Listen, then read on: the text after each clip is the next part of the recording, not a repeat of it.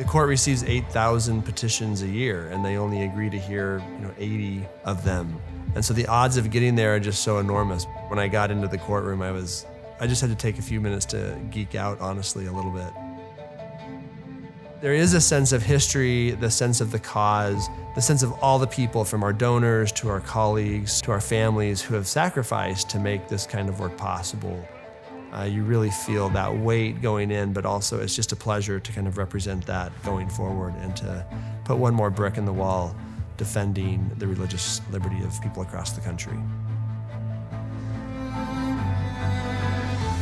For 30 years, Becket has defended religious freedom for people of all faiths.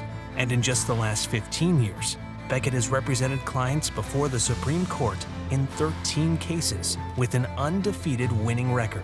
Here we had this order of nuns that have been serving elderly poor people for over a century, and they were about to be crushed by the most powerful government on earth. The Green family, who started and still runs Hobby Lobby, was willing to put everything on the line. It was a choice between following their faith or potentially losing this business that they had built over the decades. It was such an inspiration to me. I mean, how could you stop, right? How could you not want to fight for clients who are willing to have that kind of courage and put everything on the line? And I remember my commute after work each day would take me past the Supreme Court. I would jog home from the office, praying for mercy for a win in Hosanna Tabor. And everybody thought, 5-4, you're gonna win, you're gonna lose. Then when the decision came out, it was unanimous. Nobody predicted unanimous. It was unanimous win for religious liberty. And I remember just every commute after that for weeks, running by the Supreme Court, just going, unanimous. It's just one of the best moments of my life.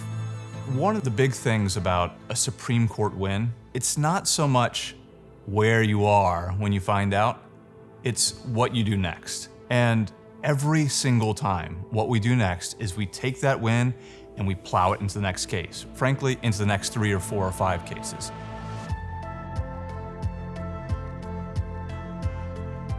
Everything at Becket is done strategically and with an eye toward setting precedent and changing the law. That when a court issues a decision, it's resolving the case for those parties in that case, yes, but it's also laying down a legal principle that other courts have to follow in its wake. Every win can have an enormous ripple effect that impacts cases that arise in a lot of different contexts all over the country. We don't have time to litigate every religious liberty fight in the country. Instead, we need to pick the right case at the right time and bring it to the right court.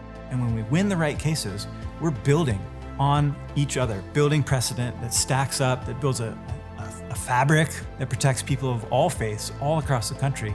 And every case works together, building toward that goal. Because Hosanna Tabor was the right kind of case, 415 cases in courts across the country have relied on its reasoning to strengthen religious freedom. Of course, Hosanna Tabor is just one case. Here's Fulton v. Philadelphia, Holt v. Hobbs, and Hobby Lobby. All told, Becket's Supreme Court cases alone have been relied on over 4,000 times and counting in courts across the country. Our cases are making such a strong impact on the law that the Ninth Circuit recently referred to our wins in Fulton and in the COVID cases as setting the bedrock for how courts should think about the Free Exercise Clause. And that's our goal, more bedrock.